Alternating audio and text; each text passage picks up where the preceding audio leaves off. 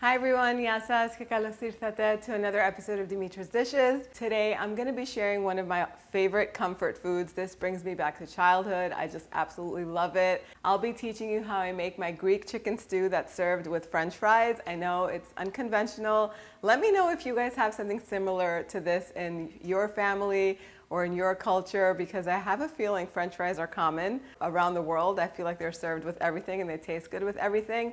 They taste absolutely amazing with this Greek chicken stew. Let's get started. This recipe is so easy, and it begins with 1 onion. Go ahead and finely chop it and add it to the skillet. I'm using a flatter skillet today, and I should have gone with a bigger pot just because it's going to be easier once the chicken releases its juices, but this is what I started with. I'm just going to be very careful. Add the onion to the pot with a little bit of olive oil and let it cook over medium heat until it becomes nice and soft and golden. That's going to take about 7-8 minutes.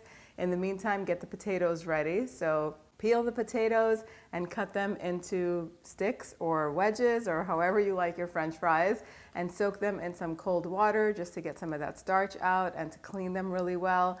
I like to make my French fries in a cast iron skillet because it retains its heat. Even after you add the potatoes in there, it's still going to be nice and hot.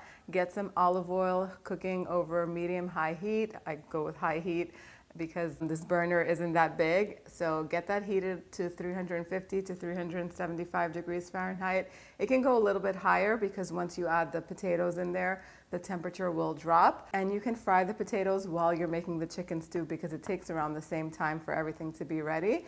Fry them in a few batches, turn them so that way they're nice and golden and crisp all around. Once the French fries are ready, I like to transfer them to a bowl that's lined with parchment paper, and I season them liberally with salt and freshly cracked black pepper. Toss them around so that way they're seasoned well, and once the French fries are done, just set them aside. As soon as the onion is nice and golden, go in with about 4 garlic cloves that are grated. Just warm it through until it's fragrant, and then add the chicken in. So I have 1 whole chicken. It's just cut up into portions, big portions just like this. You can have your butcher cut it smaller. It's just completely up to you. Get the chicken in 1 even layer and season it with salt and freshly cracked black pepper. Let it cook about 5 minutes on one side, flip it over, and let it cook for another 5 minutes on the other side. And then we're going to just add in all of the remaining ingredients. So season it with salt, pepper, a can of either crushed tomatoes or tomato sauce. If you're using crushed tomatoes, you can add a teaspoon of honey or a teaspoon of sugar to it just to offset the acidity. If you're using the tomato sauce, it usually has a little bit of sugar to it, so I'm not adding any today. I also like to season this with a little bit of cinnamon.